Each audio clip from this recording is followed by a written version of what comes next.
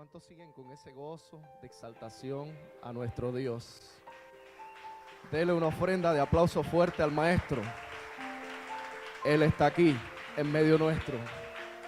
Él se merece toda nuestra alabanza para Él, toda nuestra exaltación. Somos creados con ese propósito, para la alabanza de su nombre. Y escúcheme, cuando usted y yo cumplimos, como dice la carta a los Efesios en el capítulo 1, que fuimos creados con ese propósito, y ustedes y yo entramos no solo cuando estamos en el momento en que está acompañándonos los instrumentos musicales y damos la alabanza por cánticos y la adoración también por cánticos, sino también en nuestros trabajos, en nuestras casas, en los hogares, en todo donde vamos. Allí tenemos una actitud de adoración. Y nosotros, cuando entramos a adorar a Dios con nuestras vidas, y aun cuando venimos a este lugar, entonces al entrar en ese espacio de ese propósito, usted y yo estamos cumpliendo el ser la imagen y semejanza de Dios. Porque cuando usted y yo funcionamos con el propósito para el cual fuimos creados, entonces estamos cumpliendo la esencia del por qué existimos. Y Dios, como resultado de hacer ese propósito, Él nos da lo más importante de Él. ¿Sabe qué es lo más importante de Dios? Su presencia. El resto, lo que es dinero, sanidad, milagros, eso la Biblia lo apunta como una añadidura, es decir, es un resultado de algo. Pero lo más importante es la presencia. Si usted y yo tenemos la presencia de Dios, ¿sabe qué dice la carta Colosense? Que en Cristo estamos completos. ¿Sabe por qué usted está completo? Porque en el momento que usted y yo necesitemos algo, vamos a la fuente, que es el Dios Jehová Jireh, proveedor.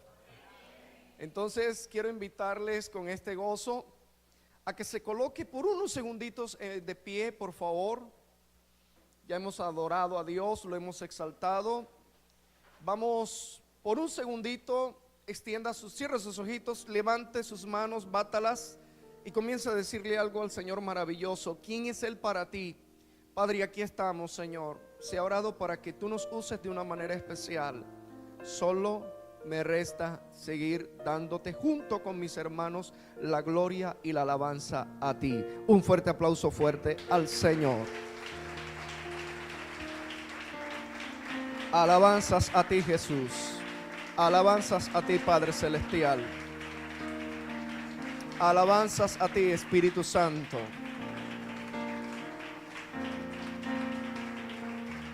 Amén.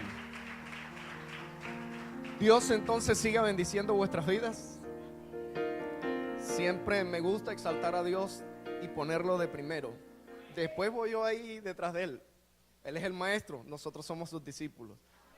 En el orden de la ética he debido primero presentarme, pero no vine a eso. Vine a compartir junto con ustedes de la presencia de Dios y de su palabra. Amén.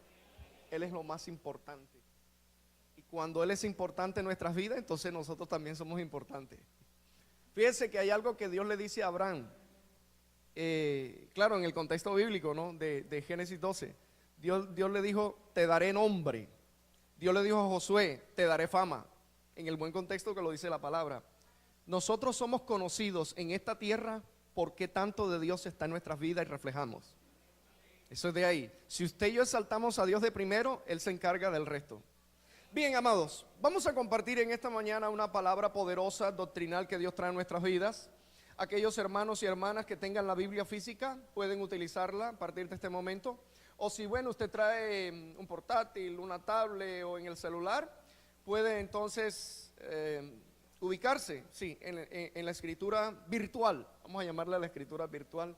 En las Biblias, en las tablets o en el portátil, bueno, de acuerdo como usted la tenga. Y nos vamos a ubicar en la carta a los Hebreos capítulo 10. Carta a los Hebreos capítulo 10. Alabado sea el nombre de Jesús. Okay.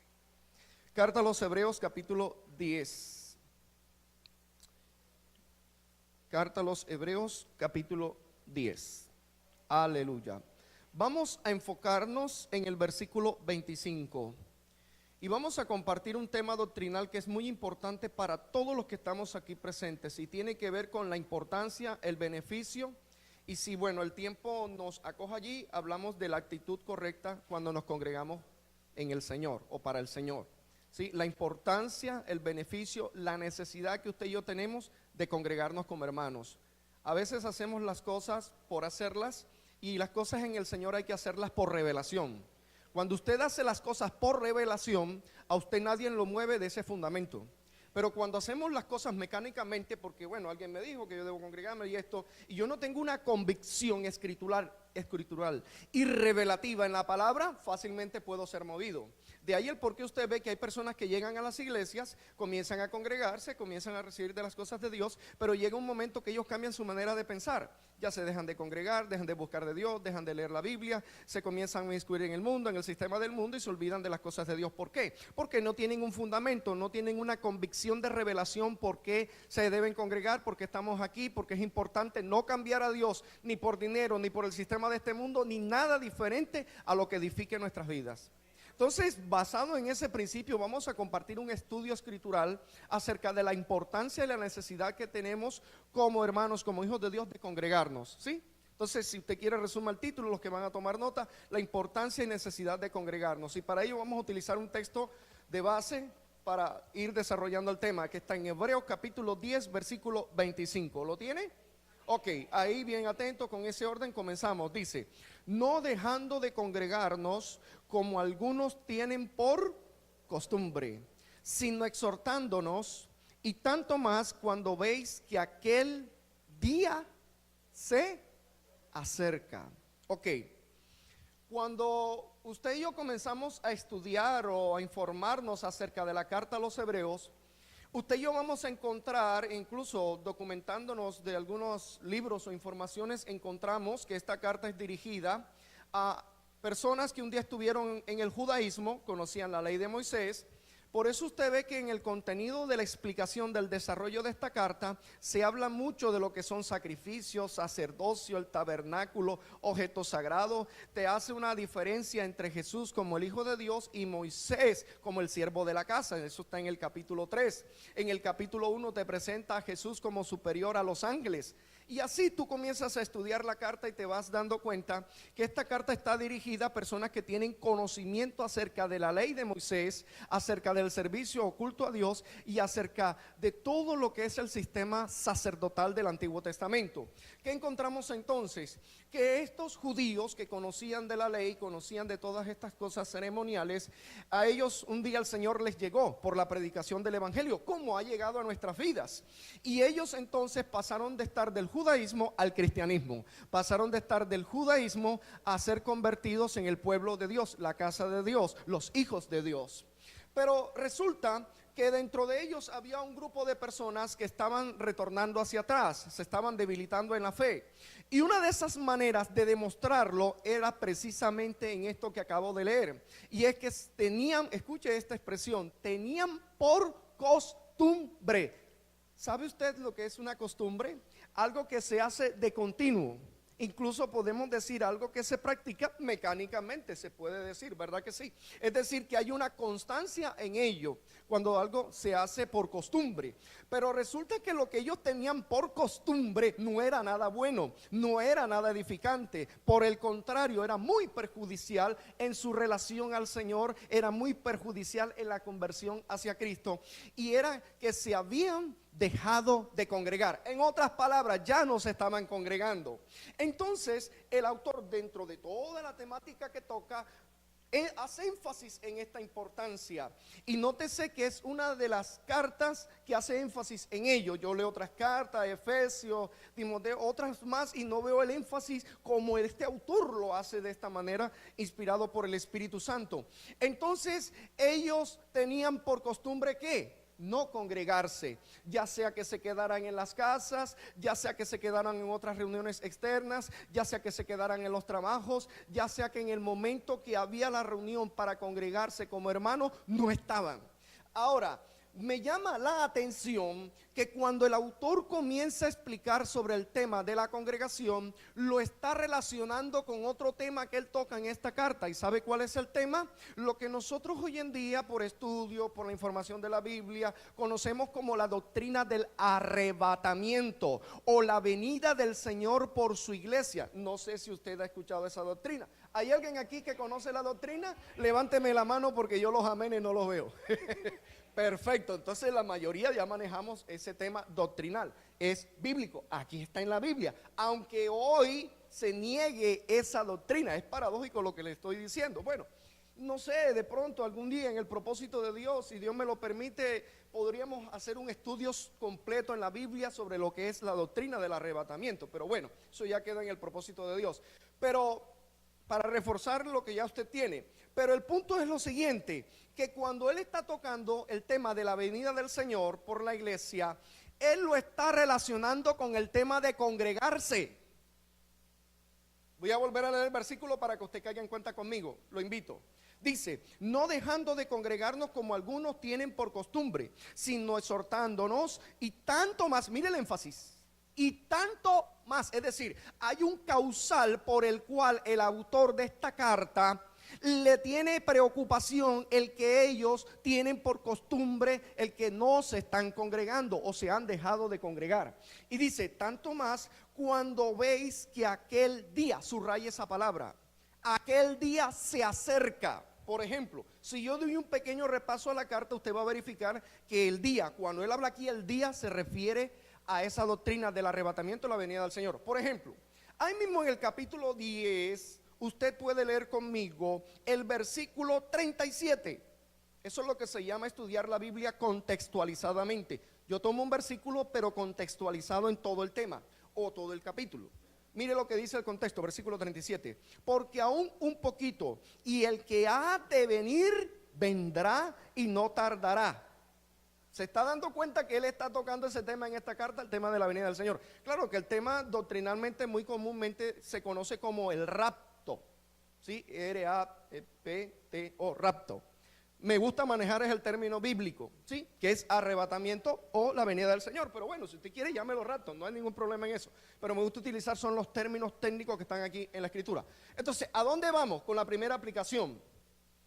Cuando un creyente, escúcheme esto, no está esperando la venida del Señor, es decir, está en esta tierra, sí, se dedica a sus negocios, a su hogar, a su trabajo, a la empresa, a la universidad, a todas las cosas normales que nos tenemos que dedicar. Pero no tiene en cuenta que el Señor te puede arrebatar ahora, tomarte ahora, o cuando salgas de aquí, o cuando estés en el trabajo, cuando estés en la empresa, cuando estés en la universidad, cuando estés donde estés. La Biblia enseña que Dios no va a arrebatar cuando toda la iglesia esté reunida. Él lo va a hacer en un momento, dice la Biblia, en un abrir y cerrar de ojos. Eso va a ser un acto sorpresivo. De ahí el por qué el Señor utiliza la figura que Él vendrá como ladrón, no haciendo énfasis en que Él va a venir a robar, sino haciendo énfasis en la época en que Él vivía, que en la noche no habían luces, y esto era cuando los ladrones tomaban la oportunidad de poder acechar las casas para robar y entraban de improviso, sin que nadie los esperaba. Por eso el Señor utiliza esa figura de esa época, que Él va a venir como ladrón. ¿Eso qué quiere decir? Que va a venir de repente, en cualquier momento. Cuando el Señor venga, Él no va a decir, bueno, iglesia, ya yo voy a bajar, el Padre me dio la orden, listo, alístense que nos vamos. No, Señor, Él entra así y se va así. ¿Aló?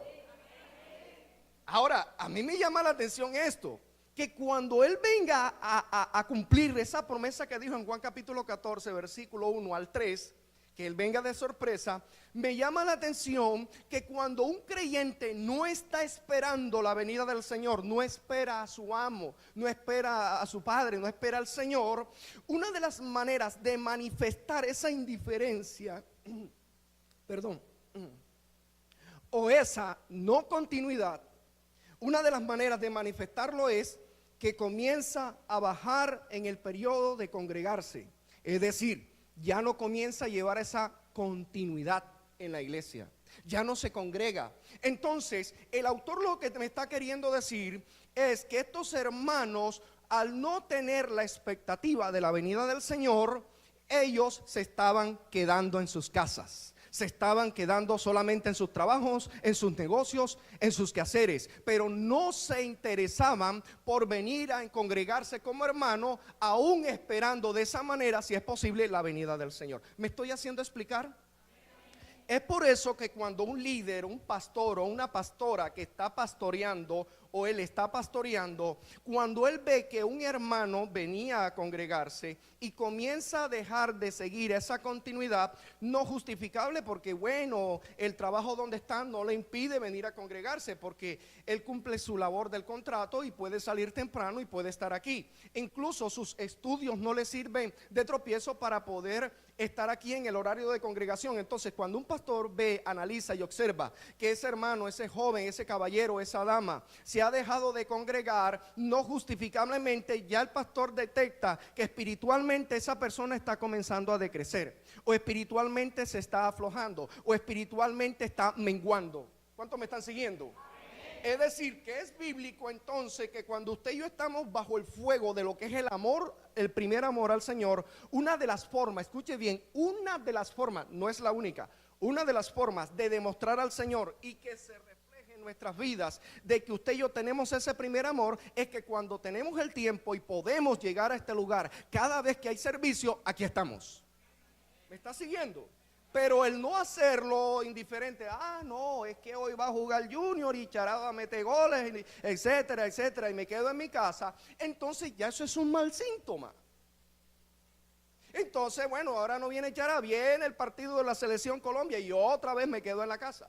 Entonces ya van 2 cultos que no asisto. Y así sucesivamente. Entonces, si no es el partido, es una visita. Si no es una visita, es una gripa. Cualquier excusa utiliza el creyente para tratar de justificar el que no viene. Pero déjeme decirle algo. Cuando yo tengo una convicción de que yo vengo a este lugar, no simplemente a mirar los ministerios que están aquí, sino a tener una relación con una manifestación de la presencia de Dios en este lugar, entonces yo no me estoy interesando tanto por dar excusa, sino que tengo que entender la convicción de que no debo excusarme delante de Dios, porque Dios conoce mi corazón, Dios conoce mi vida, Dios conoce mi tiempo, Dios sabe en qué momento estoy libre y qué momento estoy ocupado.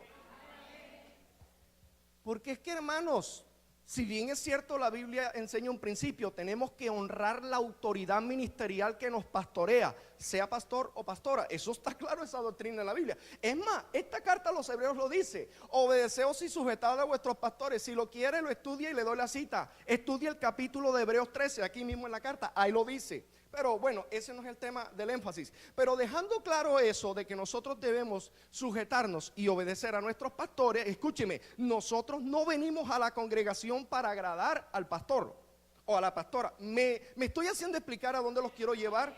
Yo aquí vengo es a tener un encuentro manifestable con la presencia de Dios. Vengo a escuchar la palabra y a recibir, de lo que le voy a hablar ahorita, la bendición congregacional que Dios me da cada vez que me congrego.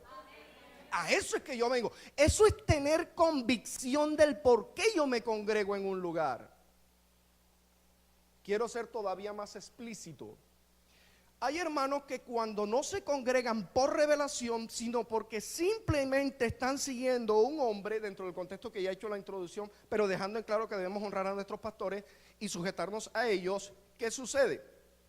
Cuando un pastor se ausenta porque, bueno, tiene que viajar, lo invitaron a predicar a otro lugar, tiene que atender algún asunto de la iglesia, y por X o Y motivo se entera la iglesia o anuncia el pastor o la pastora no va a estar el domingo. Entonces, ¿sabe usted qué hacen esos hermanos que son seguidores, no del Señor, no de la presencia de Dios, sino de la parte ministerial solamente? Se quedan en la casa.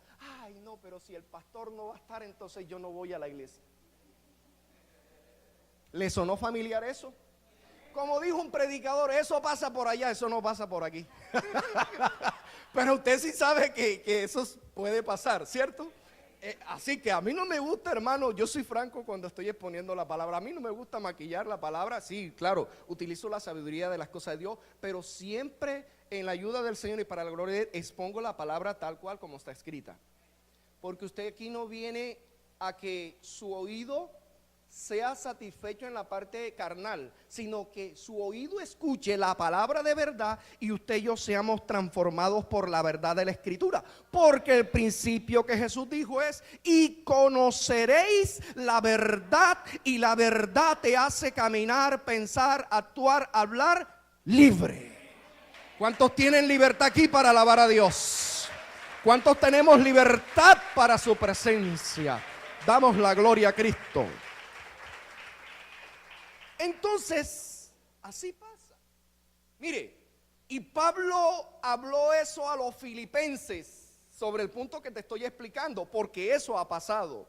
Si usted gusta, me acompaña a buscar esta palabra que está en Filipenses.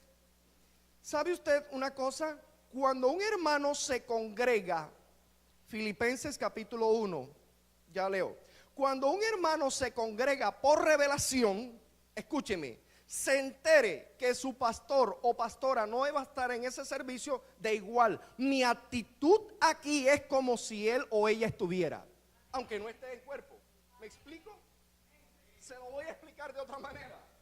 A veces hay hermanos que dicen: no, pero yo honro a mi pastor, yo honro a mi pastora. Pero resulta que cuando no está, entonces cuando dejan las directrices, mire, el diácono es este, o el anciano es este, o esta persona va a coordinar, esta persona va a predicar, entonces comienza a tener desorden, no se sujeta, los diáconos tienen que estar diciendo: hermano, esto y aquello. ¿Por qué? Porque como no ve la autoridad físicamente, entonces no se sujeta. ¿Me está escuchando? Pero cuando la ve, mire, o lo ve todo el mundo, hermano, esto como si fuera un lugar de milicia. Usted sabe que cuando están los tenientes, los generales, los coroneles, todo el mundo, atención, todo el mundo, una fila allí, todos ordenados, los zapaticos bien embolados, mejor dicho, usted sabe, ya usted sabe lo que es la parte de la milicia. ¿Cuántos saben? Entonces, así pasa con algunos hermanos hoy en día. Y la idea en Dios, a través de esta palabra, es que usted y yo nos congreguemos por revelación. Y entendamos la prioridad de por qué yo me congrego. Entonces, mire esta palabra que Pablo, inspirado por el Espíritu Santo, suelta a los filipenses y que por consiguiente nos va a enseñar algo de lo que estamos aplicando en este momento. El texto está, Filipenses capítulo 1, versículo 27. Miren lo que es congregarnos por revelación y por tener una fuerte convicción de que mi norte yo lo tengo definido como iglesia, como hijo de Dios, como la familia de Dios. Y es que ante la autoridad que esté ministerial en este lugar, o porque físicamente no puede estar en un momento, mi comportamiento, mi actitud tiene que ser como si estuviera el ministerio aquí pastoral. Cuando no está, ¿me hago explicar? Filipenses 1:27 dice: solamente que os comportéis como es digno del evangelio de Cristo. ¿De qué comienza a hablar aquí Pablo? Del comportamiento. ¿Me está siguiendo? Ok, pero vamos a ver con qué lo va a relacionar. Para que, o sea que vaya a veros, o que esté ausente, oiga de vosotros que estáis como firmes en un mismo espíritu, combatiendo unánimes por la fe del evangelio. Lo que Pablo está queriendo aquí decir es: sea que yo esté presente, ustedes me vean face to face, cara a cara, o sea que yo no esté, lo que yo debo escuchar ante mi ausencia es que ustedes mantienen el comportamiento como si yo estuviera allí. ¿Sabe por qué? Porque ustedes son personas temerosas que entienden que Dios nos está viendo. ¿Me está siguiendo? Listo. Pero él quiere dejar tanto ese plasmado, tanto ese pensamiento inspirativo por el Espíritu Santo, que él vuelve y lo refuerza en el capítulo 2 de esta carta. Diríjase por favor al versículo 12. Dice: por tanto, amados míos, como siempre habéis obedecido, no como en mi presencia solamente, sino mucho más ahora en mi ausencia, ocupaos en vuestra salvación con temor y, escúcheme, ¿dónde dice aquí Pablo que debe ser nuestro mayor cuidado en ocuparnos de la salvación con temor y temblor? Cuando está sobre todo la ausencia ministerial, que no está físicamente, en un momento dado, claro está. ¿Sí me estoy haciendo explicar en este punto que estoy dándole a través de esta palabra? ¿Sí? Aprendamos a seguir congregándonos y a sujetarnos y a hacer todo lo espiritual que se debe hacer en un culto conforme al orden escritural, estén nuestros pastores o no estén en un momento determinado. Hay un refrán en lo secular que dice que cuando el gato no está, los ratones hacen fiesta. Pero tome el buen sentido de la figura. Oye, ahora no vaya a decir que yo estoy diciendo que los pastores son gatos. Porque no estamos entendiendo la figura que acabo de decir. Estoy utilizando el dicho para darle a entender que a veces, mire, ¿usted sabe cuál fue uno de los problemas que tuvo el pueblo de Israel en la relación con Dios? Que era un pueblo muy dependiente de los líderes presencialmente. Me explico. La Biblia enseña que mientras Moisés estuvo con el pueblo caminaba, bueno, dentro de lo normalito, ahí bien. Pero un día Dios llama a Moisés y duró allá arriba aproximadamente alrededor de 40 días, con sus días y noches, allá en la presencia, sumergido con Dios. Cuando pasó el tiempo, eso está registrado en Éxodo, dentro del capítulo 33 y capítulo 34, ahí usted puede verificar esto que le estoy explicando. Entonces el pueblo dijo, yo no sabremos qué le habrá acontecido a Moisés. Ellos están dando a entender que Moisés se murió. Entonces, ¿sabe lo que ellos hicieron? Hicieron una pachanga. Y al título de la pachanga le dijeron, esta es fiesta para Jehová. Sí, léalo, ahí está en la Biblia. Ahí no dijeron que esta fiesta era para Moloch. Esta fiesta era para los dioses egipcios, cananeos. No, dijeron que la fiesta iba en nombre de Jehová. Y representaron a Dios a través de un becerro de oro. No le alargo la historia porque todo esto me toma el tiempo que necesito para explicar otras cosas. Pero el punto es el siguiente. Cuando ellos notaron que Moisés no estaba, se desordenó el pueblo. Cuando tú me estudias el libro de los jueces, tú vas a notar algo. Un constante ciclo de apostasía, en donde Dios levantaba a un líder llamado juez y el pueblo caminaba ordenadito, después que el juez lo libertaba. Pero venía y se moría el juez y volvía el pueblo a la apostasía. Y así usted ve ese ciclo así repetitivo. Y hay 2 versículos en el libro de Jueces que dice esta expresión. Dice que cada uno hacía lo que bien le parecía porque no había rey en esa época. ¿Eso qué quiere decir? Que cualquiera hacía lo que quería porque no estaba una autoridad visible. Es más, ¿sabes qué fue lo que provocó el que hubiera un rey físico en Israel? Tú te lees el libro de Samuel y tú vas a encontrar aquí en el libro de Samuel, capítulo por allá, el capítulo 8, que el pueblo fue con la excusa a Samuel de decirle, mira, tú ya estás viejito, ya te salieron las canas, ya estás mascando el agua. Y tus hijos son unos corruptos, se dejan comprar. Así que nosotros los ancianos y todos queremos una petición. Ajá, ¿cuál es la petición? La petición es que queremos rey como las demás naciones. Entonces, imagínate, Samuel, que sabe la magnitud de lo que ellos están pidiendo y lo que eso representa, va y busca la presencia de Dios. Entonces Dios le dice, mira, no te preocupes, no te han desechado a ti, sino a mí. Entonces, pero sin embargo, ves tú y diles las consecuencias que le va a traer, las exigencias que hay que tener si ellos toman por rey a alguien de su pueblo. Y le especifica, hermano, eso es una cuestión impresionante. ¿Sabe qué estaba tratando Dios de hacer allí? Que ellos se desistieran de esa actitud, porque eso iba a representar un desgaste para el pueblo, no un beneficio. Y quedó demostrado, porque cuando subió el rey conforme al pueblo, fracasó, que fue Saúl. ¿Sí ha leído la biografía? Ok. Entonces, la escritura menciona de que aún diciéndoles Samuel al pueblo las consecuencias que le traería, ellos dijeron, no importa que nos diezme de esto, no importa que tome nuestros hijos o hijos jóvenes, no importa que tome lo mejor del fruto, no importa, con tal de ser como las demás naciones que tienen un rey visible, no importa, ponnos el rey. Y así usted ve en todo el Antiguo Testamento que el pueblo respondía, era la presencia visible del líder. Es más, un ejemplo, cuando usted comienza a leer el capítulo, los primeros 3 capítulos del libro de los jueces, tú vas a encontrar que la escritura dice que murió Josué, murió los ancianos, y dice que se levantó otra generación que ni conocía a Jehová, ni conocía a José, ni sabía que era esto, ni sabía que era aquello. ¿Por qué? Porque el líder que sucedió a Moisés, que el pueblo se acostumbró a ver, mientras Josué estuvo, el pueblo caminó bien. Pero cuando Josué murió, se levantó una generación perversa y maligna. Conclusión de este punto que Dios nos está trayendo en esta primera del primer punto de esta enseñanza, la importancia de congregarnos. Congreguémonos por la revelación de que nosotros venimos a este lugar con un solo objetivo, y es buscar de la presencia de Dios, su palabra y su presencia manifestable a través de dones, administración, etcétera, etcétera. Eso nos tiene que quedar claro. ¿Quedó claro ese punto? Listo, avancemos, como dice el Señor, avancemos al otro lado. La otra razón por la cual usted y yo nos tenemos que congregar, porque la carta de Hebreos lo está especificando, es porque es un mandamiento. Escuche, el que yo me congregue las veces que hay servicio oculto para Dios en el lugar que se ha escogido, en este caso, en este recinto, hay unos horarios, hay unos días establecidos. El que yo me congregue, yo lo hago por obedecer la palabra de Dios, que lo expresa como un mandamiento. ¿Por qué yo me debo congregar? Porque es un mandamiento. Repita si desea conmigo: yo me debo congregar porque es un mandamiento.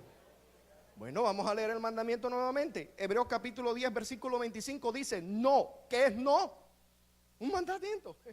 Dice: no dejando de congregarnos como algunos tienen por costumbre. Se lo voy a explicar de otra manera. Si usted está viendo, un ejemplo, vamos a poner una suposición, que algún hermano de la congregación se identifica con este comportamiento de que ya tiene negligencia de querer congregarse, que ya no viene con la secuencia de antes, usted no puede seguir ese mal ejemplo. ¿Sabe por qué? Porque esa persona tendrá sus consecuencias por no congregarse, y ya, bueno, Dios ajustará ciertas cuentas con él, lo llamará, tratará de reconvenirlo, etcétera, etcétera. Pero otra de las cosas que tenemos que aprender es esto: usted y yo no podemos ser como los cristianos carretilla. ¿Qué son los cristianos carretilla? Entonces debo explicar un poquito rapidito lo que es la figura de la carretilla. La carretilla tiene algo. No sé si usted alguna vez ha hecho trabajo de construcción o ha visto por la televisión, pero yo sé que aquí saben lo que voy a decir. Es como un pequeño instrumento que es así, que tiene por aquí dos extremos, puede ser metálico, pero generalmente es de madera, y tiene una rueda en la parte de allá. Ese es un principio de física, de palanca. Entonces usted puede meter arena allí o puede coger algo y usted hace esto así. Entonces la carretilla, para que pueda andar, usted tiene que manipularla, impulsarla. ¿Sí entendió la figura? Hay creyentes que para poder venir a la iglesia tienen que ser así, impulsados por el hombre.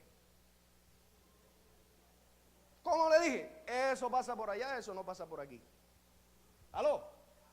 Así pasa. Pero cuando usted y yo comenzamos a entender el propósito y la dimensión que tiene la importancia de yo congregarme, entonces yo no soy un cristiano carretilla. Al contrario, yo me pongo en las manos de Dios y vengo a ser un instrumento, y puedo aplicar lo que el salmista escribe y dice: yo me alegré con los que me decían, a la casa de Jehová iremos. En vez de carretilla me convierto en un remolque. Traigo personas para venir a este lugar y llevarlos a que se enamoren de Jesucristo. Eso es lo que hace un creyente que se congrega por revelación. ¿Me está siguiendo? Listo. Entonces el texto me está diciendo: no dejando de congregarme. Ahora vamos a interpretar.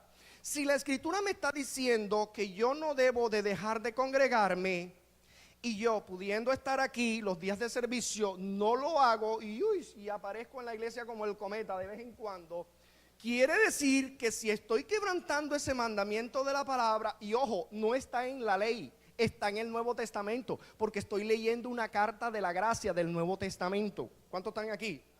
Y el yo no hacer eso, decir me quedo en la casa, no me vengo a congregar, escúcheme, de pronto va a sonar fuerte lo que le voy a decir. Bueno, a mí no me suena fuerte, pero de pronto en la expresión.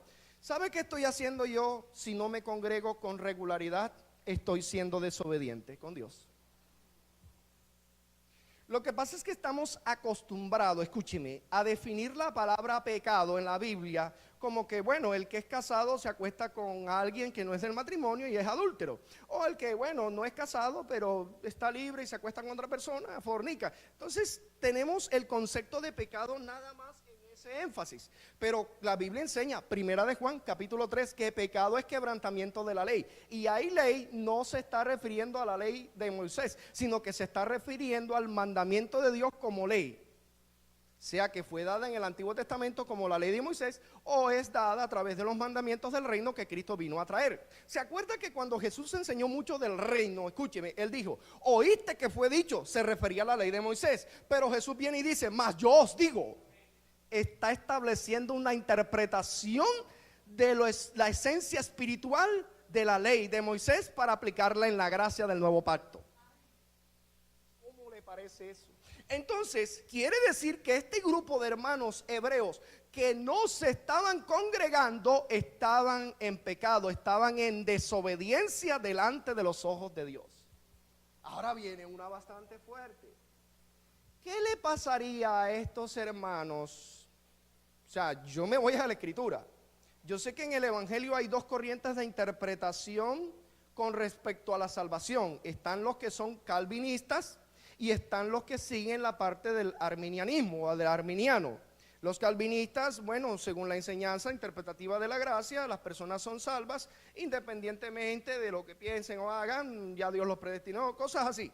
El arminianismo enseña de que la persona para ser salva tiene que hacer uso de su voluntad y debe reaccionar en obediencia a la palabra. Bueno, y ese conflicto todavía sigue en las congregaciones.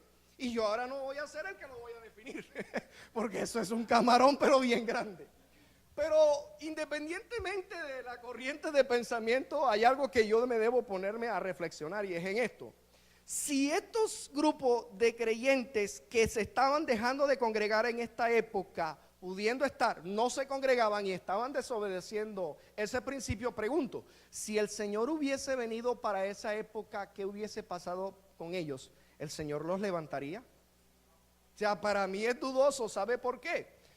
Hay un canto que tomaron de los salmos, dice, ¿quién subirá al monte de Jehová? Lindo esa alabanza. Sí, entonces, y la respuesta que entrega el salmo es el limpio de mano y puro de corazón.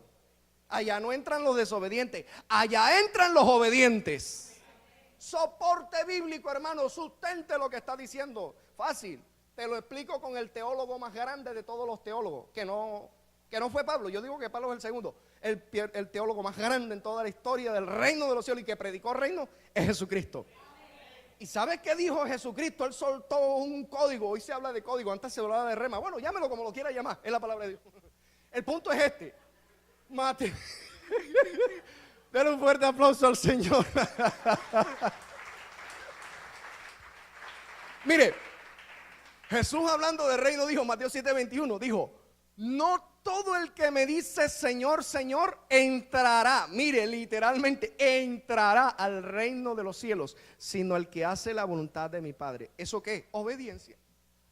Ahora, yo no sé cómo usted lo va a interpretar si maneja la corriente calvinista. Yo te cito la Biblia, ya usted ahí verá cómo desempaqueta eso y se pone frente a Jesús y ahí debate la doctrina. Mi trabajo aquí es explicar. Mi función aquí en esta mañana es explicar, tomar la Biblia, explicarte y listo. Pero ¿cuánto nos estamos gozando con el Señor? A Él es la gloria, la alabanza. Bien, entonces el texto nos está explicando de que yo debo congregarme por obediencia a la Escritura. Mire, lo que le decía al principio de la introducción, hay personas que al congregarse, no por revelación, no por convicción, se dejan dañar el oído de las personas gentiles, que ni se congregan ni quieren saber nada de Dios y para ellos el Dios de ellos es la plata y el trabajo, listo. Entonces le dice, ay, pero tú eres bobo, ay, pero tú qué haces metido ahí en esa iglesia, mijo, andate, trabaja más para que el cajero se te llene más o las cuentas bancarias se te llenen más. Entonces la persona dice, ay, sí, verdad. O sea, le hace caso a la otra persona, pero ¿sabe por qué pasa eso? Porque no tiene una convicción de la revelación de la palabra, porque yo me debo congregar. Pero cuando esa misma persona te viene a ti, ya tú tienes la convicción, porque ya estamos estudiando los primeros dos puntos. Primero, yo debo congregarme porque yo tengo que mantener en mi vida la expectativa de que Cristo viene. Y una de las maneras de reflejarlo es congregándome. Una de las maneras, no es toda, no es el absoluto, es una. Segundo, yo me debo congregar hasta el momento que hemos estudiado porque es un mandamiento de Dios. Entonces yo cojo a esa persona que me quiere dañar el oído y yo lo que hago es aplicar el principio que Dios le dijo a Jeremías, que ellos se conviertan a ti y tú no te conviertas a ellos. Esto Entonces cuando me sale con ese cuentecito de que vas a trabajar más, que vas a ser metido en la iglesia, yo le voy a decir, ¿sabe por qué yo me voy a la iglesia? Porque la Biblia me enseña también un principio. Dice que si Jehová no edificare la casa, en vano trabajan los que la edifican. Si Jehová no guardare la ciudad, en vano vela la guardia. Yo prefiero ir a trabajar con la presencia y la comunión y la bendición de Dios, cosa que tú no tienes, pero te invito a la iglesia. Entonces estamos entrando en apología de la fe. Eso es cuando yo hago algo por convicción y de ahí nadie te mueve. Mire, es que la palabra de Dios es tan sabia, a mí me impacta, eso es hermoso y sé que los tiene que estar siguiendo impactando sus vidas. Permítame, le explico por qué estoy diciendo esto. Cuando el Señor le dijo a Simón, le estoy citando Mateo capítulo 16, donde Jesús hace la pregunta, ay, ¿qué opina la gente? ¿Quién dicen que yo soy? ¿Qué opina la gente? Bueno, dan la respuesta, el punto es este. Entonces Jesús se dirige a Simón y le dice, yo también te digo. ¿Por qué Jesús le dice yo también te digo? Porque Jesús le va a soltar un código, un rema, una revelación. Y Jesús le está diciendo, yo también te digo, porque anteriormente Jesús lo estaba felicitando, el Señor estaba felicitando a Simón porque soltó una revelación donde dijo, tú eres el Cristo, el Hijo del Dios viviente. Entonces Jesús dijo, bravo Simón, porque lo que acabas de decir no te lo reveló ni carne ni sangre, sino mi Padre Celestial que está en los cielos. Esa mente estaba en ese momento llena de una revelación impresionante del Padre. Pero voy al punto. Entonces Jesús le dice, yo también te digo que tú eres Pedro, y sobre esta roca edificaré ¿qué? El contexto, si usted lo lee, cuando Jesús dice roca, es más, si te vas al original, tú vas a encontrar una diferencia entre el nombre de Simón, Pedro, y el nombre de lo que Jesús dijo que es fundamento o roca. Petros, diferente, sí. Bueno, ahora no le voy a hablar de griego, ni hebreo, ni nada de eso, le hablo de español. Voy al punto. Entonces Jesús le dice, sobre esta roca edificaré mi iglesia, que es nada más y nada menos que la revelación, la confesión que acaba de declarar Pedro acerca de la identidad de Jesús. ¿Qué quiere decir esto? Que cuando tú tienes identidad de quién es el maestro, tú no te dejas mover de allí. Pero hasta ahí no llega lo que él dijo que era el fundamento. Cuando tú comienzas a estudiar en las escrituras, Mateo capítulo 5, y lo estudias hasta el capítulo 7, tú vas a encontrar allí, hermano, una cátedra de Jesús sobre lo que es el reino de los cielos. ¿Tú quieres hablar de reino hoy? ¿Tú quieres estudiar sobre lo que es el reino que Cristo trajo? Estúdiate, domina versículo por versículo, temática por temática, entre el capítulo 5 y capítulo 7. Ahí está toda la base de la estructura de las leyes del reino que Cristo vino a traer. Eso se lo doy de consejo. ¿Te quiere dominar qué reino hoy? Estúdiese bien eso. Es más, si hay un hermano que está comenzando ahora en los caminos de Dios, uno de los temas que lo puedo aconsejar a que se impregne, se empape es de eso. Estúdiese todo lo que Jesús enseñó, del capítulo 5 de Mateo al capítulo 7. Y ya usted tendrá ahí un doctorado en principios del reino. Dadas por el maestro excelente. Un día fueron a arrestar al maestro. Los escribas y fariseos mandaron sus guardaespaldas a arrestarlo. Y cuando lo fueron a arrestar, aquellos que iban a arrestar a Jesús, a prenderlo, comenzó Jesús a enseñar y ellos se quedaron así con la boca abierta y quedaron tan sumergidos por esa palabra, porque la Biblia dice en Hebreos 4:12 que la palabra de Dios es viva y eficaz y ella penetra. Tú idea de lo que te está pasando en este momento cuando la palabra te está penetrando en lo más profundo de tu ser. Hay personas aquí que están siendo sanadas, hay personas aquí que llegaron cargadas y ahora están comenzando a experimentar algo de parte de Dios, que ese estrés que llaman hoy, eso se está yendo de tu vida. ¿Sabes por qué? Porque aquí no vine a hablarte de Calimán ni de Paquito de Condorito, aquí vine a traerte de la palabra de Dios, y esa palabra es viva y poderosa.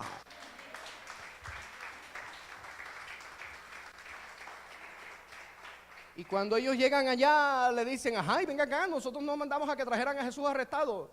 Ay, pero jamás Hombre nunca ha hablado así. En otras palabras dijeron, el mejor oratorio, el mejor maestro, el mejor teólogo que nunca había escuchado, ni ustedes con todos los rollos que se han leído sábado tras sábado, han podido exponer la palabra del reino como lo ha podido exponer a él. Por eso no lo hemos arrestado, porque vemos en él una enseñanza como el maestro excelente. ¿Por qué te estoy diciendo esto? Porque cuando Jesús termina toda la cátedra de lo que son los principios del reino, Jesús concluye Mateo capítulo 7 con una ilustración. Y esa ilustración que Jesús utiliza es la siguiente: cualquiera que oye mis palabras y las hace, le compararé a un hombre prudente, un hombre sabio, que edificó su casa, al contexto de entender su vida, su ser, sobre la roca. La roca allí es la interpretación de todo lo que él enseñó en el capítulo 5 hasta el capítulo 7, que ellos oyen pero ponen por obra. En otras palabras, el Señor está comparando su enseñada dada para ponerla por práctica como el fundamento de los hijos de Dios. Entonces yo tomo las dos cosas que he explicado, que me muestra la Biblia, y es que cuando usted tiene fundamento en su vida espiritual, es porque número uno, usted tiene una identidad definida de quién es Cristo, y número dos, usted tiene definida la enseñanza de la doctrina de Jesucristo y la comenzamos a poner por obra. Entonces usted no está edificado sobre el hombre humano, usted y yo estamos edificados sobre la roca omnipotente que es Cristo y su palabra. Denle un fuerte aplauso al Señor.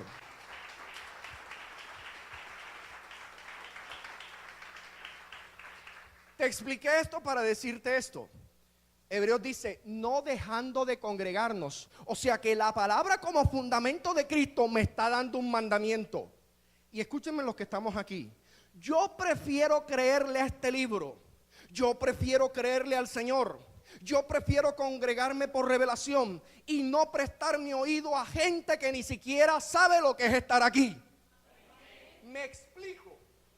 El borrachón parrandero que dice, ay, pero esa es la cultura del barranquillero. Bueno, eso depende cómo lo mires, pero voy al punto. Entonces esa persona saca pecho. Mira, cuando yo me tomo aquí una canasta de cerveza. Por cierto, ¿cuántas botellas trae una canasta de cerveza? ¿Cuánto? 30. Me asombra que no lo dijo un hombre. Denle un fuerte aplauso al Señor, tranquilo. Hermano, eso fue así como la pistola esa de vaquero. Impresionante. Tranquila, hermana, no se preocupe. Eso fue el piloto automático que actuó. Tranquilo. Todo esto pasa, tranquilo.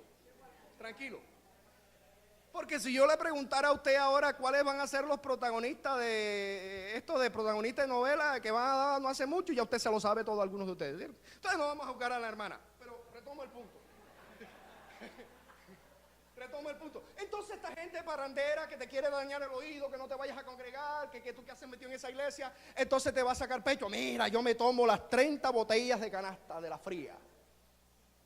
El otro dice, no, es que mira, yo me tomo una botella de whisky de tantos años y saca pecho de eso.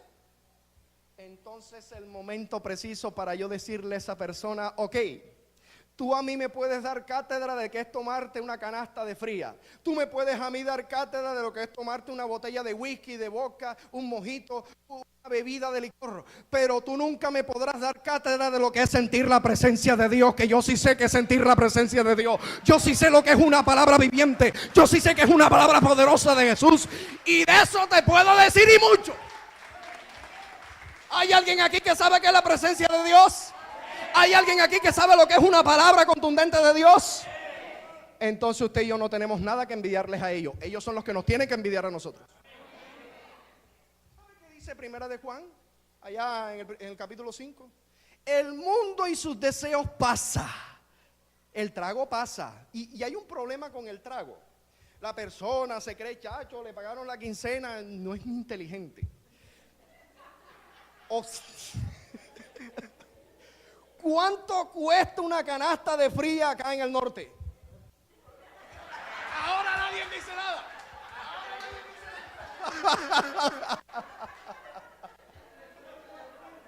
Bueno, tranquilo, déjeme el precio ahí guardado. El punto es este.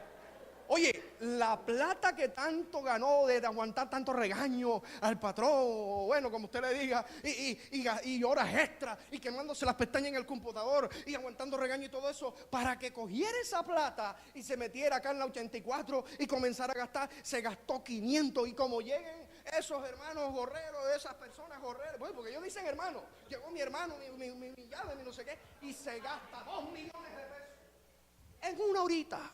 En una horita. Y después al día siguiente tiene 2 problemas. Número 1, le hace falta la plata que se gastó. Y número 2, le viene un guayabo de dolor de cabeza.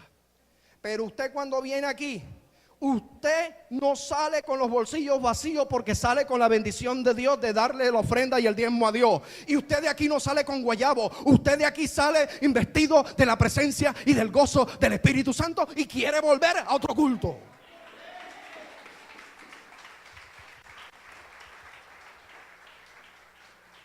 Bien, dejemos lo de las figuras ahí de las frías. Vámonos a la Biblia. Tercera razón por qué yo me debo congregar. Tercera razón bíblica por qué yo me debo congregar. Váyase al libro de los Hechos, por favor. Libro de los Hechos. Alabado sea el nombre de Cristo. Damos la gloria al Señor. Libro de los Hechos. Capítulo 2 del libro de los Hechos. Libro de los Hechos, capítulo 2. Ok, para los que están tomando nota, yo debo congregarme por la razón de que la Biblia en el Nuevo Testamento, en los primeros discípulos, yo le llamo la iglesia apostólica. Algunos llaman la iglesia primitiva, no hay problema, utiliza el término que usted escoja. Por revelación yo le llamo la iglesia apostólica, porque esta iglesia fue pastoreada por apóstoles, por eso le digo iglesia apostólica. Listo, sigo. Entonces, el tercer punto es este, porque la escritura en el libro de los Hechos me muestra como ejemplo, escuche, como ejemplo, que ellos se congregaban todos los días en el templo. O sea que, en otras palabras, yo no tengo excusa. Ahora, vamos al texto, leemos, explicamos y reforzamos la idea. Hechos capítulo 2, ¿lo tiene? Versículo 46 dice: y perseverando unánimes cada día en el templo y partiendo el pan, bueno, sigue especificando otras cosas, pero voy al punto. Álceme la mirada, tenga la amabilidad para explicarle esto contextualizado.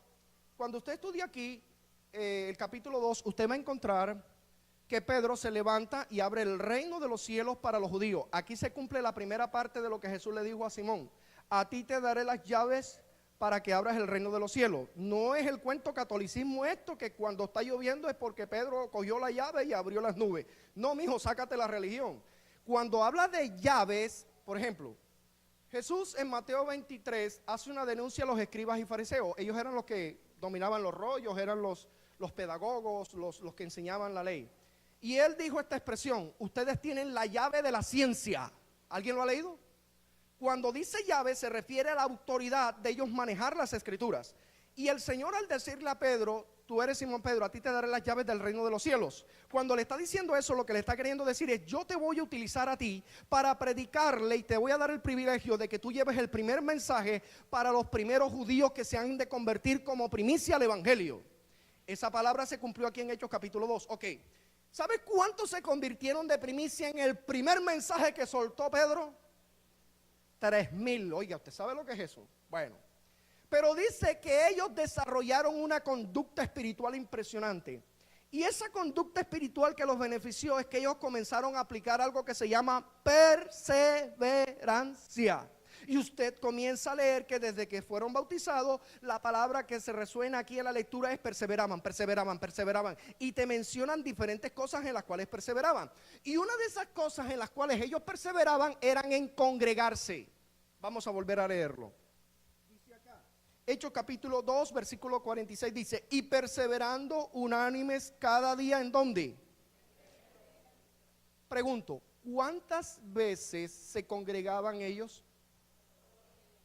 Ok, ahora, las iglesias hoy tienen un orden. Razones hay muchas, pero Es difícil encontrar una iglesia o una congregación que haga culto todos los días. Razón, hay que trabajar, hay que atender el hogar, bueno, tantas cosas, y no hay nada malo en eso, no me malinterpreten. Pero lo que a mí me llama la atención es que esta iglesia apostólica, para ellos no había excusa todos los días para congregarse. Entonces, mucho menos para nosotros, que todos los días no hay servicio en este lugar. No sé si me estoy dando a entender. Porque si hay menos días para congregarnos, entonces no debe haber excusa. Porque aquí tengo el Guinness Record. El Guinness Record lo tengo aquí. Ellos todos los días se congregaban. Claro, pero ¿por qué podían desarrollar esa disciplina de congregarse todos los días? Por lo que dice el texto, perseveraban. Y si la Biblia me está diciendo a mí de perseverancia, es porque se me van a presentar obstáculos. ¿Y qué es lo que está pasando con algunos creyentes? Se presenta el familiar que viene de Europa, se presenta un inconveniente de una pequeña gripa, las nubes comienzan a tronar, entonces ya se vuelven, van a decir, no, es que ya va a llover, y no ha caído ni una sola gota. ¿Cómo le parece? Pero para ellos esa es la lluvia que cayó sobre acá. Es más, tienen más fe que el profeta. Porque el profeta, cuando manda el siervo dice, amo, mira, yo veo una nube que se asoma del tamaño de un puño, de una mano. Entonces el profeta con toda la autoridad dice, ves y dile acá que use su carro y huya, porque grande lluvia se oye. Pero es que aquí ni ha caído ni una gota. Entonces ya están los astrólogos o los astrónomos, va a llover, y se quedan en la casa. Ni llueven y se perdió la bendición de lo que Dios iba a hacer en el servicio. Porque Dios es así. Además, Dios es el que maneja los tiempos. Es Él el que maneja los tiempos. ¿Y quién quita que Dios en ese momento que está tronando nos esté probando?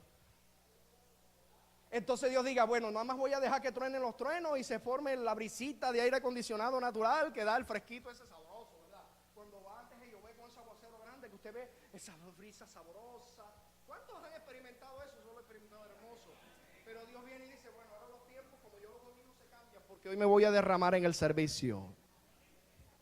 Pero el creyente que no tiene condición dice, no, yo me quedo en la casa. ¿Aló?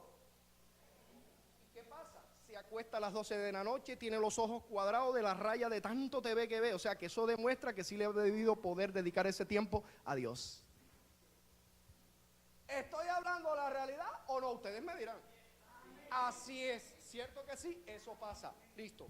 Entonces, el tercer punto que estamos desarrollando es el ejemplo que nos están mostrando las escrituras de que ellos se congregan. Ahora, dice que ellos perseveraban.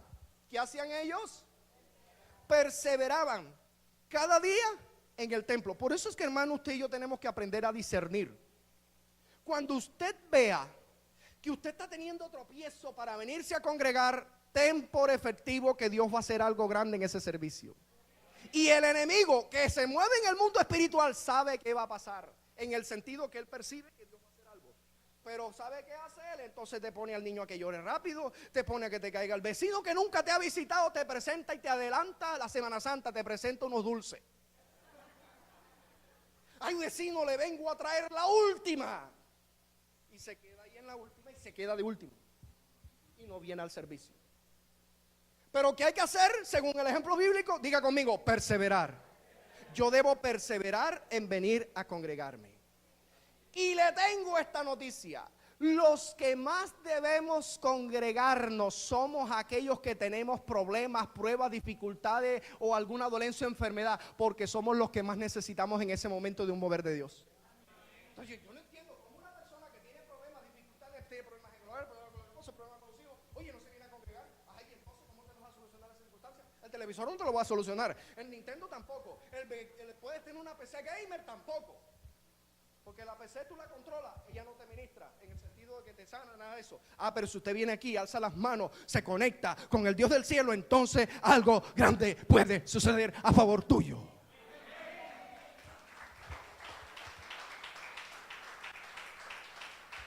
Ok, damos gloria a Jesús. Ahora, tenemos otro ejemplo contundente. El ejemplo de David. ¿El ejemplo de quién? Pero ¿cuál David? ¿El de la tienda? ¿El de la esquina? No, David el cantor de Israel, el de la Biblia, el rey de Israel. ¿Quiere ir conmigo? Permítame, le explico rápidamente. Vaya conmigo al Salmo 27. Salmo capítulo 27. Salmos capítulo 27. Glorias al nombre de Jesús. Vamos con el segundo ejemplo. Tomé el primero que está en el Nuevo Testamento, que es con la iglesia apostólica. Ahora me voy al Antiguo Testamento. ¿Sabe por qué me voy también al Antiguo Testamento? Porque este es un principio del Antiguo y del Nuevo Testamento. Congregarnos como pueblo de Dios, como hijos de Dios. Ok. El Salmo les dije, a ver. Eso, muy bien. Dios los bendiga por esa atención que tienen. Salmo capítulo 27. Ok, permítame algo. Me gusta con la ayuda del Señor explicar las cosas bueno, ya eso es nato en mi persona. Y eso se lo debo al Señor. Permítame. Mucha gente en lo secular que no sabe cómo se manejan los salmos, ellos utilizan los salmos de una manera mística, de una manera supersticiosa. Entonces usted ve, escúcheme, esto que voy a explicar lo voy a decir con mucho respeto. Yo no conozco su vida, yo no sé de quién es usted no me conoce a mí. Mi función y mi responsabilidad aquí es explicarle a usted cómo es que funciona la Biblia. Si usted lo quiere tomar, será edificado grandemente, más de lo que está siendo edificado en este momento. Si usted dice, no, yo no estoy de acuerdo con Dios con esa palabra, bueno, listo, tranquilo, usted es un ente libre, sin embargo, ya usted sabe las consecuencias. Yo no le vengo a imponer lo que le voy a explicar, mas sí le debo explicar, porque ese es tener responsabilidad del tema. ¿Me explico? Listo. Si alguien está haciendo esta práctica, yo no lo estoy diciendo como burla, no lo estoy diciendo como ofensa, pero sí le quiero abrir los ojos a través de la Escritura para explicarle cómo es que funcionan los salmos. Los salmos funcionan de la siguiente manera. Usted ve que alguna persona, a veces usted llega a la sala, alguno lo atiende, siéntese aquí, listo. Tú encuentras allí una mesa de vidrio, de madera, de lo que sea, de último modelo. Bueno, tú encuentras allí adorno y encuentras a veces una Biblia. Y la abres. Y la Biblia la encuentras abierta ahí en la sala de atención. Salmo 23, Salmo 27, Salmo 42, Salmo 119 para que aparte todos los espíritus, porque es el salmo más largo. Y ellos lo hacen, Salmo 91, gracias ministro.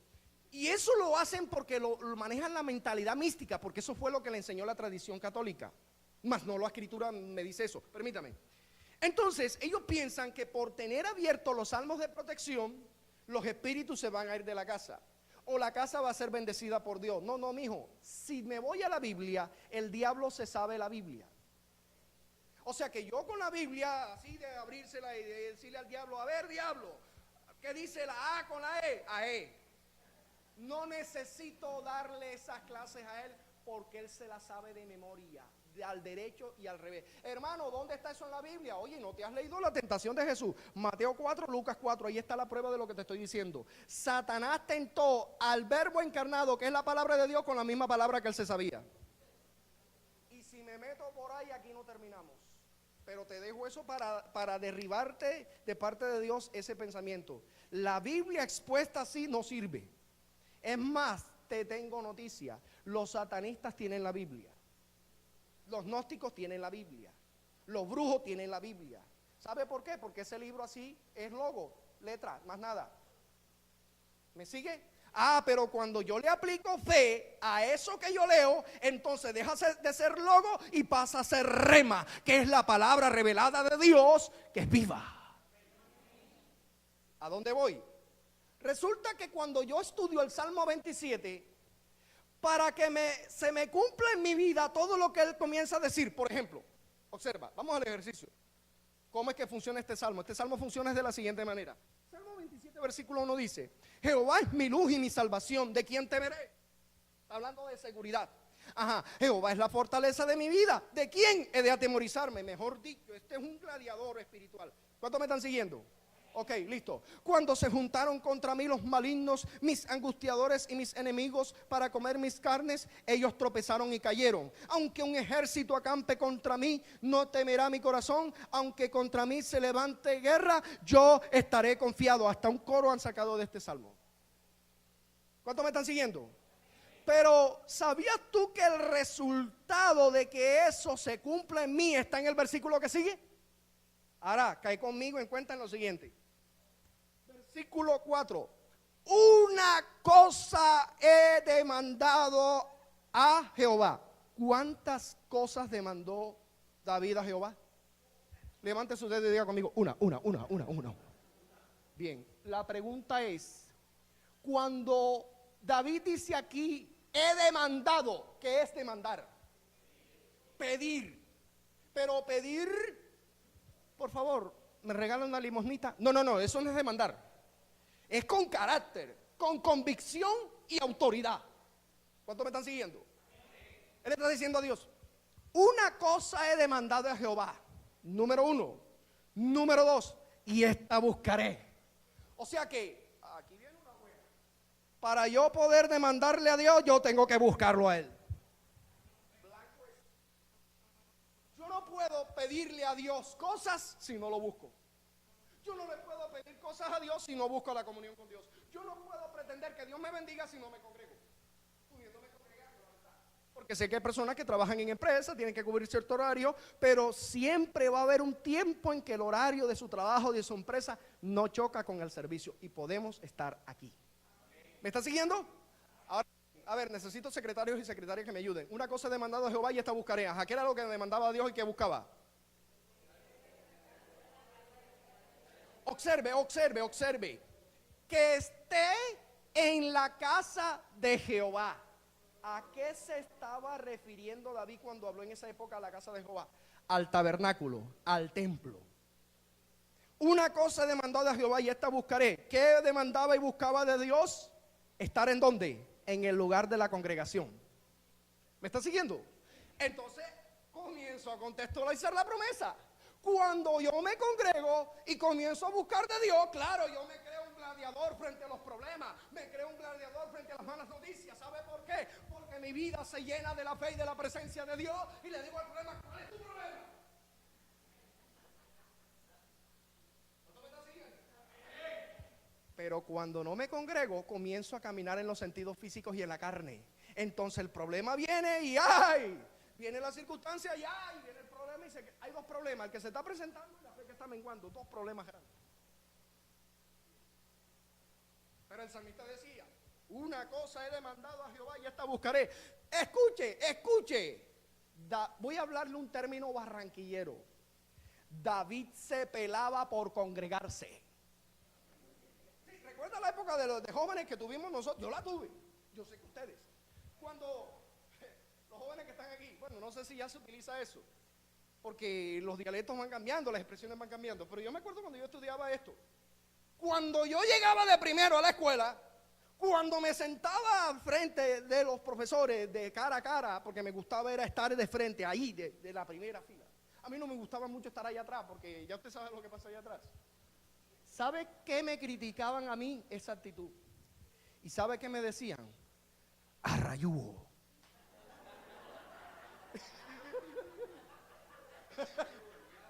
¿Ah? Arrayúo. O me decían, oye, pero tú te pegas por estar allá al frente, tú te pegas por ser puntual en la clase, tú te pegas por presentar los trabajos. Sí, se recuerda la expresión. Yo no sé ahora cómo le llamo, porque ahora todo va a cambiar. Pero el principio sigue siendo el mismo. ¿Cierto que sí? Ah, bueno, listo, perfecto. ¿A dónde voy con esto? ¿A dónde voy con este principio? David se desvivía por congregarse, porque él conocía el secreto, que mientras viniera al lugar de la congregación, ahí él tenía un encuentro con Dios y ahí venía a alimentar su fe. Y cuando él hacía eso, se enfrentaba a la realidad que estaba fuera del tabernáculo, que era su vida cotidiana. Entonces él podía decir, aunque se levanten en mi contraguerra, yo estaré confiado, Jehová es mi luz y mi salvación, ¿de quién temeré? ¿Cuál es el problema? ¿Sí estamos captando cómo se aplica el Salmo? Pero resulta que muchos que abren en el mundo secular, me refiero, las personas inconversas que no les gusta, es paradójico, no les gusta venir a congregarse donde se habla de Dios, se le canta de Dios, se alaba a Dios, pero si tienen la Biblia abierta, eso es como paradójico, ¿no? Entonces, ¿cómo puede una persona decirme a mí que tiene la Biblia abierta en el Salmo 42, Salmo 23, Salmo 119, bueno, los salmos de protección, y no se congrega? ¿Cómo va a poner en práctica la esencia de los primeros versículos, del versículo 1 al 3, cuando el versículo 4 me está dando el secreto por qué David hablaba con esa convicción? Una cosa he demandado a Jehová y esta buscaré, que esté todos los días Pero cuando él llegaba, aquí viene una buena. Menos mal que el tiempo se está acabando. Dicen algunos, menos mal porque como no lo controlen, mejor dicho. Damos la gloria a Dios por eso, damos la gloria a Dios por eso. Aquí lo importante, hermano, es que usted vino a recibir de la alabanza a Dios, de la presencia de Dios y de la palabra de Dios. Eso es la satisfacción que uno como ministro se lleva. Que uno ve los rostros, que Dios está ministrando, que usted está siendo llenado en la presencia de Dios, la palabra de Dios. Esa es la mejor satisfacción cuando uno se baja de un púlpito. Porque nosotros no somos artistas. Nosotros no venimos a predicar. Pablo dijo, yo no me vengo a predicar a nosotros, sino como siervos de Cristo, más nada. Aquí la excelencia es Jesucristo. Aquí los honores son para Jesucristo. Aquí la alabanza es para Jesucristo. Y la edificación y el gozo es para usted y para mí. ¿Cuántos alabamos a Dios? Denle un fuerte aplauso.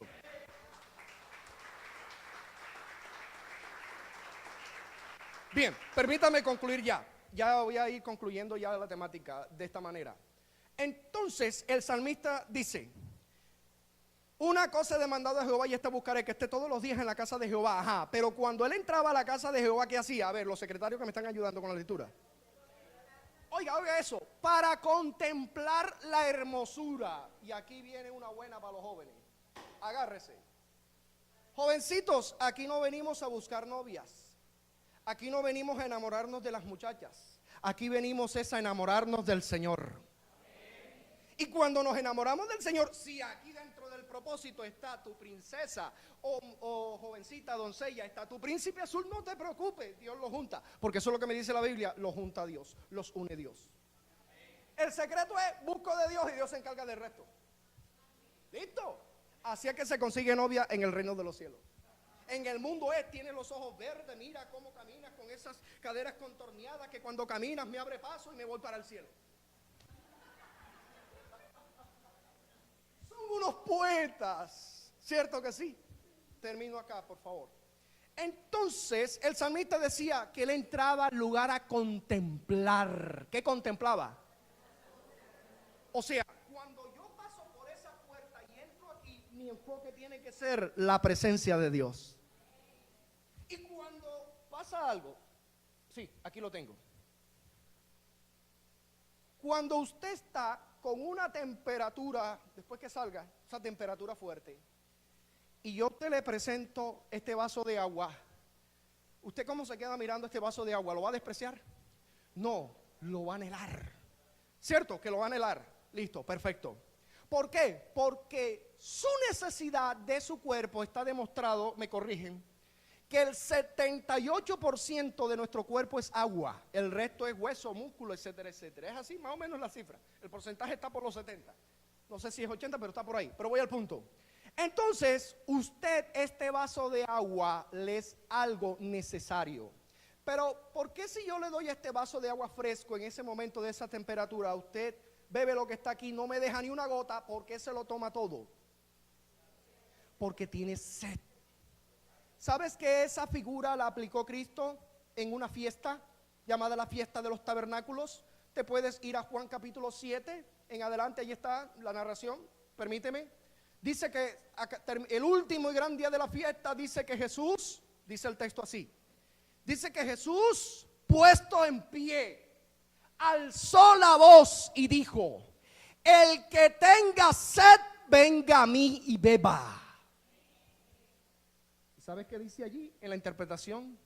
Esto dijo, y dijo: el que cree en mí, como dice la escritura. Después que dijo el que tenga sed, venga a mí y beba, después dijo: el que cree en mí, como dice la escritura, de su interior correrán ríos de agua de vida. ¿Sabes qué dice Juan en la interpretación teológica, hermenéutica de toda esta situación? Esto dijo refiriéndose al Espíritu Santo que habían de recibir los que creyesen en él. Punto. El agua en este contexto es símbolo de la presencia del Espíritu Santo. Para tú poderte tomar toda el agua de este vaso, necesitas tener algo en ti que se llama sed, pero sed de la buena. Y para usted este vaso de agua en el desierto vale más que $1.000.000. ¿Cierto que sí? Uy, hermano, yo me llevo este vaso de agua al desierto y me hago rico. Me entregan todas las joyas porque el cuerpo demanda esto, no plata. En ese momento, claro está. Voy al punto. Si el Señor está comparando el Espíritu Santo con el agua, Quiere decir que para que yo me beneficie de la manifestación de los dones y todo lo que tenga que ver con el Espíritu Santo y el Espíritu de Cristo y de Cristo, yo tengo que tener sed de Él. Cuando yo tengo sed de Él, llego a este lugar, a mí no me interesa el que está al lado, el que está atrás, el techo, si el abanico sopla o no sopla, si hay aire o no hay aire. A mí me interesa beber de la presencia del Espíritu Santo de Cristo, porque es lo que me llena. Mire, y está demostrado algo. Yo puedo tener la mayor cantidad de sed. No sé si aquí hay un enfermero, hay un médico y me puede corroborar esto. Usted puede tener la sed que tenga. Usted se toma este vaso de Gatorade. Mal pronunciado, Gatorade. Es Gatorade. Eso, Gatorade, esa no la conocía. Pero voy al punto. Y usted se lo bebe, es sabroso porque lo sientes dulce. Y cuando tú te has bebido un jugo, una bebida azucarada con sed, es sabrosa, pero no te quita la sed. El inconverso dice, me voy a tomar una fría. Te dirá, caramba, ese muchacho aunque en el mundo era ronero. No, es la figura porque me acuerdo de ciertas cosas. Nunca fui amante de esa situación. Voy al punto. Alguien dice, tiene sed y dice, me voy a tomar una fría, una cerveza. Bueno, se la toma, pero le queda la sed. Porque lo único que sacia la sed es el agua, el H2O, agua. Cuando usted toma H2O, agua líquida, entonces eso le calma la sed. ¿Qué le quiero decir con esto? Una persona puede estar en el mundo, si no bebe el agua de la presencia de Dios, está vacío y siempre va a tener sed, porque el lugar para beber y saciarse es este lugar donde se manifiesta la presencia del Espíritu Santo.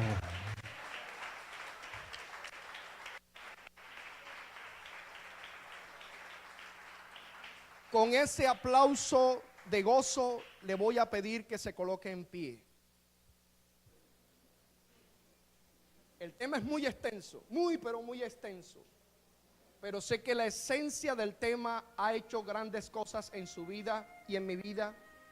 De tal manera que a partir de este momento, si usted se venía congregando, todavía ahora usted y yo nos vamos a congregar con más énfasis. Vamos a agendarnos. Cuando sean los días de servicio, usted y yo nos agendamos. Y ese momento va a ser tan sagrado que vamos a decirle al vecino, no me traigas dulce en esa hora, tráemelos después o antes. ¿Me explico? Vamos a disciplinarnos en entender que si yo me congrego es por revelación. Número 1, entendiendo que el Señor puede venir por mí y yo debo alimentar mi fe cada vez que me congrego. Número 2, entendiendo que voy a obedecer un mandato escritural. Número 3, entendiendo que los hombres y las mujeres de Dios, tanto en el Antiguo como en el Nuevo Testamento, me dan el ejemplo de que se congregaron. Permítame ahora decirles esto.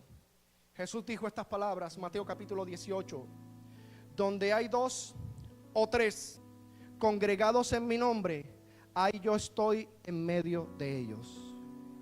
El Señor está aquí. Y el Señor quiere no solamente seguir tocándote a través de esta palabra que has escuchado, sino que también quiere hacer una administración especial sobre cada uno de ustedes. Por lo tanto, allí donde usted está, cierre sus ojos, ciérrelas. Y mientras usted escucha la adoración que está de fondo, comience allí a dirigir su atención al Señor. Él está aquí. Él está aquí para manifestar su presencia. Él está aquí y Él te conoce explícitamente todo y todos y todas las que están aquí. El Señor conoce de ti todas tus necesidades. ¿Sabes qué me enseña dentro de las leyes del reino? Que antes que tú y yo le pidásemos a Él, ya el Padre Celestial sabe de qué necesidad tenemos. Lógico, el texto te da a entender que hay que pedirle, bajo la convicción de que Dios no ignora o desconoce tu vida. Sé que muchos que aquí llegaron cargados, algunos tienen una preocupación, algunos están porque de pronto algunos tienen ciertas circunstancias económicas, problemas en la empresa, ciertos problemas en la casa, ciertas circunstancias que le están a algunos quitando el sueño, algunos le quitan la tranquilidad, algunos se están sintiendo presionados porque están cobrándoles algún dinero que se debe, y todo eso aqueja en la vida natural. Pero entendamos que aquí está el Señor y que Él está comenzando a ministrar. Está comenzando a ministrar. Quiero hacer en este momento un llamado algo directo. Haciendo Hay alguien aquí que necesita específicamente que Dios haga un milagro en su vida o una sanidad. Alguien que llegó cargado, alguien que